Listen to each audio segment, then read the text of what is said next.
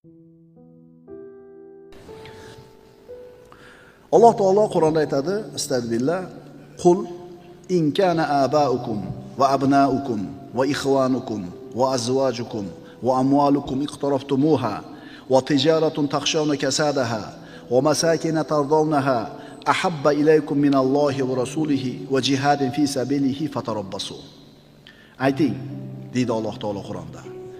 Muhammad alayhisalom ayting, agar ota-onalar, farzandlaringlar, aka-ukalaringlar, juftlaringlar, kasb qilib topgan mol dunyoinglar, kasod bo'lib qolishdan qo'rqayotgan tijoratinglar, o'zingizlar yaxshi ko'radigan uy-joylaringlar, ya'ni insonga yaqin bo'lgan hamma narsada, ota-ona, xotin, bola, chaqa, tijorat, uy, insonga yaqin bo'lgan inson ulardan ajralishni xohlamaydigan narsalar. Allohdan va uning payg'ambaridan va uning yo'lida jihad qilishdan suyukliroq bo'lsa, u holda Allohning amrini kutib turaveringlar. Insonlarning ustlariga musibatlar, balolar, sinovlar, mashaqqatlar qachon keladi? Allohning manhajidan chiqib ketganda. Ma yaf'alullohu bi azabikum in shakartum va amantum deydi Alloh. Ey, sizlar shukr keltirib iymonli bo'lsanglar, Alloh sizlarni nima uchun azoblasin deydi. Ma asobakum min musibat dedi ikkinchi oyatda. Nima musibat kelsa, o'zingizlar qilgan ish tufayli yetadi deydi Alloh. Hozirgi kunda sizga nima yoqmayapti ustingizda turgan? Ishingiz yurishmayaptimi? Topganingizda baraka yo'qmi?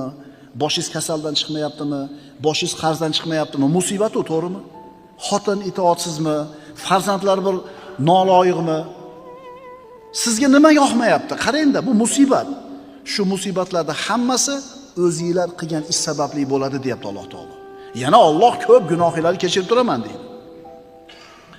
Agar seni mana shu dunyo matohi, dunyoning latta-luttasi qalbingni to'ridan joy egallab turgan bo'lsa, sen hali birodar Alloh tarafga qarab yuruvchilardan emassan.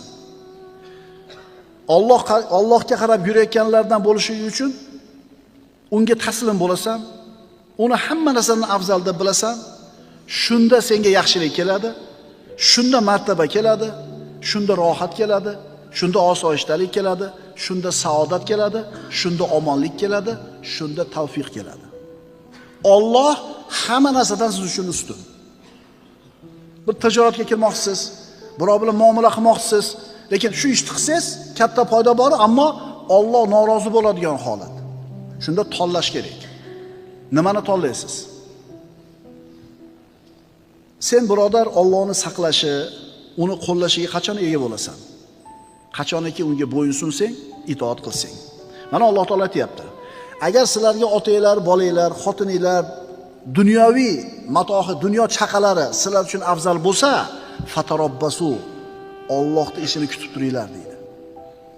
Fatarabbasu hatta ya'ti Allohu bi amrihi vallohu la yahdil qawmal fasiqin. Oyatning davomi. U holda to Alloh o'z amrini, ya'ni azobini keltirgunicha kutib turinglar. Hamma narsadan Alloh sevimli bo'ladi, ine baraka topasan. Hamma narsadan Allohni ustun deb bilasan, keyin yaxshilik keladi senga.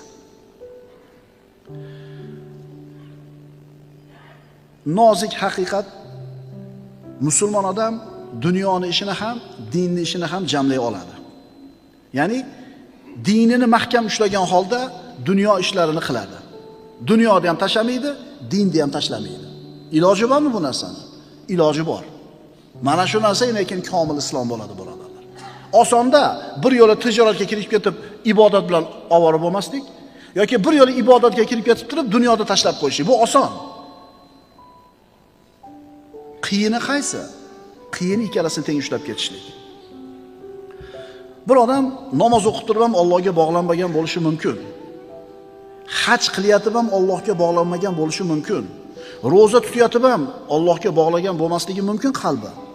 Bu shioriy ibodatlar deyiladi. Jasadimiz bilan qiladigan ibodatlar, islom shiorlari. Ammo buni orasida shahvatlar turgan bo'lsa, ma'siyatlardan qilib turgan bo'lsang, gunohlarni tark qilmagan bo'lsang, demak sen uchun Allohdan ko'ra shahvatlarning ustunroq ekan.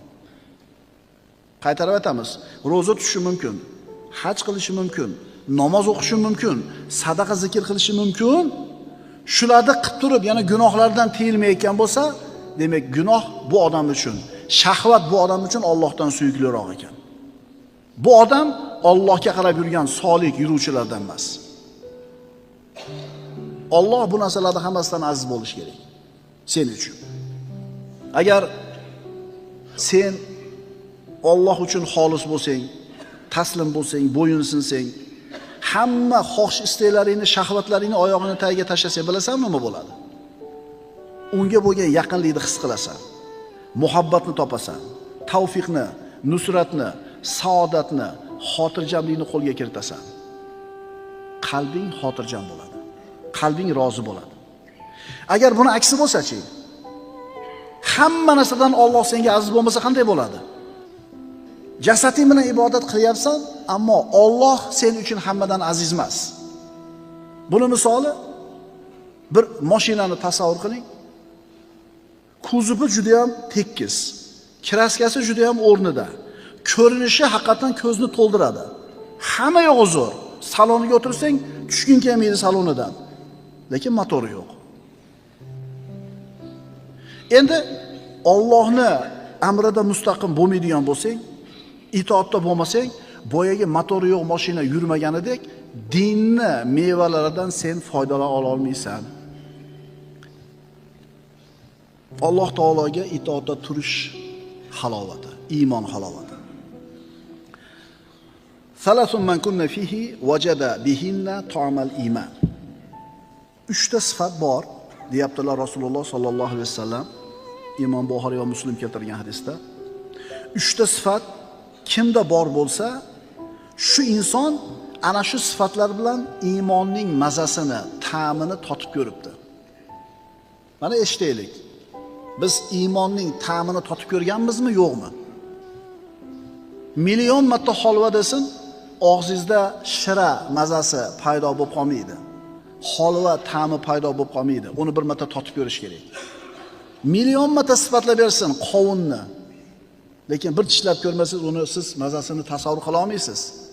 Xuddi shunga o'xshagandek, iymonning ham mazasi bor, birodarlar. Lillahil matalul a'la. Iymonning ham ta'mi, mazasi bor. Rasululloh aytibdilar, kim totadi u ta'mni? 3 ta sifati bor bo'lsa. Haqiqiy iymonda shunday halovati bor, huzuri bor. Iymonning halovatini siz totib ko'rgan bo'lsangiz, sizga bu shunaqa quvvat beradiki, qahramonga aylanasiz. Iymonning halovati shunday narsaki, siz uchun bu dunyoning hamma huzur halovatlari oyog'ingizning tagida bo'ladi. Naq $10,000 kechib oldi, qo'yli deydi. Siz uchun arzimagan narsa u. Harom. Bu qilgan tijoratingiz harom, undan topgan pulingiz harom deb aytdi domla. Eshitib turib, topilgan pulni kelib chiqishlik tarixini. $10,000 siz shunday berib olasiz bir ehson qatori. Siz uchun oddiy narsa aytdi-ku, agar siz iymonning halovatini totib ko'rgan bo'lsangiz, siz qahramon bo'lib qolasiz. Odamlari aqllari bovar qilmaydigan ishni osonlik bilan qiladigan bo'lasiz. Hubayb ibn Adi radhiyallohu anhu ni Makka mushriklari azoblagani Tanimga olib chiqishdi Makkadan. Abu Sufyon ibn Harb osib qo'yib bu sahobani parcha-parcha qilib go'shtini kesar edi. Ana shu azoblab turgan paytda so'radi: "Ey Hubayb, Muhammadga iymon keltirganliging tufayli shu azobga qolding. Xohlarmiding seni o'rningdan Muhammad qolib, sen bola-chaqangni oldida huzur halovatda bo'lishligini?" Shuncha azoblarga sabr qilib turgan Hubayb ibn Adi dod dedi. "Vallohi" dedi. "Men ahlim orasida bo'lib, dunyoni hamma ne'matlari qo'limda turib, Rasulullohni o'tirgan joylarida oyog'iga bir dona tikar kelishligini xohlamayman" dedi. O'lyapti, azoblanyapti, lekin Rasulullohga bo'lgan iymon shunday quvvat beryaptiki, Rasulullohning oyog'iga tikan kirmasin deydi. Abu Sufyon aytadi shunda: "Vallohi ma ra'aytu ahadan yuhibbu ahadan ka hubbi ashabi Muhammadin Muhammadan." Allohi Muhammadning sahobalari uni sevganlaridek biron kimsa boshqa birovni sevganini ko'rgan emasman. Ya'ni hech kim Muhammad alayhissalomning sahobalari u zotni yaxshi ko'rganda yaxshi ko'rgan emas. Ana iymonda halovati. Iymon mana shunday narsa birodarlar.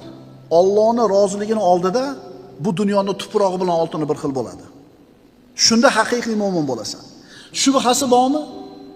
Qo'lingdagi 10 so'mmi, million so'mmi sen uchun bir xil bo'ladi. Osonlik bilan uni tark qilasan. Birodar, iymonning halovati bor. Iymonning halovatining narxi bor. Ana shu narxni to'lamagunicha banda unga erisha olmaydi. Uni narxi Allohga tamomiy itoatda bo'lishlik. 3 ta sifat kimda bor bo'lsa, shu inson shu sifatlar bilan iymon ta'mini mazasini topibdi. Birinchisi, an yakunallohu va rasuluhu ahabba ilayhi mimma siwahuma. Alloh va rasuli u uchun boshqa hamma narsadan sevimliroq bo'lsa. Hozir yer yuzida yashab turgan musulmonlarda bir 2 milliard deydigan bo'lsak, ulardan so'rasangiz, Allohni hamma narsadan ko'proq yaxshi ko'rasanmi deb, ular hammasi ha deydi. To'g'rimi? Lekin chindan ham shunaqami? Yo bu quruq da'vomi, quruq gapmi? Buni isbotini qachon ko'ramiz birodarlar? Shu ha deb javob berganlarni qarangda. Dunyoviy manfaati bilan shariy hukmlar qarama-qarshi kelib qolgan paytda qaysinisini tanlaydi? Alloh va Rasul tarafinimi yoki o'zining manfaatinimi? Ha, Alloh men uchun hamma narsadan sevimli degan gap rost bo'lsa, shariat hukmini tanlaydi. Savdo-sotiqda, tijoratda sherik bilan kelishmay qoldik. Yoki klient bilan sotuvchi o'rtasida muammo bo'lib qoldi. O'shuning uchun aytayapmiz-da, siz uchun bu dunyodagi hamma narsadan ko'ra Alloh taolo va uning hukmi, uning dini aziz bo'lsa, shunda Alloh sizni qo'llaydi. Siz shariy hukm bilan ishingizni hal qildingiz, hech narsa tegmadi sizga. Siz yutdingiz. Siz yutdingiz. Faqat ozgina vaqt kerak uni tushunishingiz uchun. Agar Alloh va Rasulini tanlasa va Alloh va Rasuli hamma narsadan unga sevimliroq bo'lsa, demak bu odam iymonning nima ekanligini tushunibdi, iymon halovatini totibdi. Bir masalasini so'rab kelgan edi, sherik bilan o'rtasida pul muomalasi bor ekan, aytayaptiki, domla deyapti. Muhimi Alloh aytgandaqa bo'lsin deyapti. Muhimi shariatdan chiqmaylik. Kimga o'tib ketishligi muhim emas deyapti. Hammasi o'tib ketsa ham mayli, faqat shariy hukm qilib bering deyapti. O'rtada yaxshigina mablag' bor. Kimga ketishi muhim emas, muhimi shariat bilan bo'lsin deyapti. Mana shu odam baraka topadi. Mana shu odam nima qiladi? Baraka topadi. Allohning matohi qimmatdir. Allohning matosi jannatdir. Bu dunyoda ismingizni oldiga doktor falonchi deyilishiga uchun, ismingizni oldiga doktor degan so'z qo'yilishi uchun necha yillab o'qishingiz kerak? Maktab, texnikum, institut, universitet, magistratura, dissertatsiya, xullas 30 yillab o'qishlik kerak. Doktor Ahmad degan nomni olish uchun. Lekin ajal kelganda Ahmad kirib ketadi qabrga, doktor degan unvon qoladi. Endi dunyoni ozgina obro'yi, shuhrati, dunyoni ozgina matohini qo'lga kiritish uchun shuncha mehnat, mashaqqat qilish kerak bo'ladigan bo'lsa, qabrga sen bilan kirmaydigan, yerni betida qolib ketadigan, dunyoni bittagina unvoni uchun shuncha mehnat qilish kerak bo'lsa, nima? Oxiratdagi jannatga ketish uchun, Allohning jamolini ko'rish uchun mehnat qilmaslik kerak deb o'ylaysanmi? Ha, birodar. Alloh taoloni jannatiga yetish, uni jamoliga qarashlik uchun katta mehnat qilishlik kerak. Kimda quyidagi 3 ta sifat bor bo'lsa, u odam iymon halovatini totibdi. Birinchisi, Alloh va Rasuli hamma narsadan u uchun sevimli bo'lsa. Ikkinchisi, bir kishini yaxshi ko'rsa-yu faqat Alloh uchun yaxshi ko'rsa. Uchinchisi, Alloh uni kufrdan qutqargandan keyin yana kufrga qaytishlikni xuddi o'tga uloqtirilishligini yomon ko'rganda yomon ko'rsa. Bir paytlar bo'lgan, o'sha bir yashil ichib qo'yardik to'rttamiz o'tirib. Va bir davr bo'lganda shu. Voy, u davringni-chi unut. Uyal uni gapirgani. Moqtanyapti u, qarab qo'ying.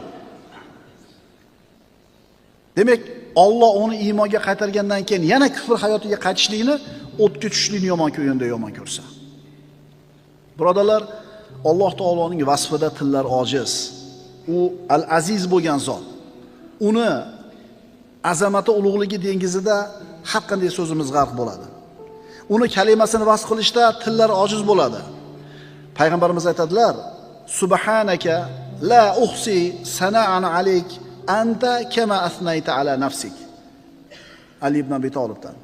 Ey Parvardigor dedi payg'ambarimiz, sen har qanday aybdan poksan. Sen loyiq bo'lgan sano bilan maqtashga ojizman. Sen o'zingni maqtaganingdeksan. Biz har qancha Allohni subhanalloh deb poklamaylik, unga loyiq bo'lgan sanoni ayta olmaymiz, birodarlar. Chunki biz ojizmiz. Kim Alloh uchun kamtar bo'lsa, Alloh uni aziz qiladi. Kim takabburlik qilsa, Alloh uni xor qiladi. Payg'ambarimiz aytadilar: "Law du'itu ila kura'in." Agar qo'yni tuyog'i, paychog'i pishirib chaqirilsa, shunga ham boraman. Ya'ni ziyofatning oddiysiga ham boraman deydi. Agar menga qo'yni paychog'i hadya qilinsa, albatta qabul qilaman. Alloh uchun kamtar bo'lsa, Alloh uni aziz qiladi. Siddiq roziyallohu anhu xalifa bo'lgandan keyin ham avvalgi ishiga qaytdi. Nima edi u ishi? Ikkala ko'zi ko'r bo'lgan bir kampir bilan kichkina qizcha yashar edi bir uyda. Borib uylarni shupurib, echkilarni sog'ib xizmatini qilar edi.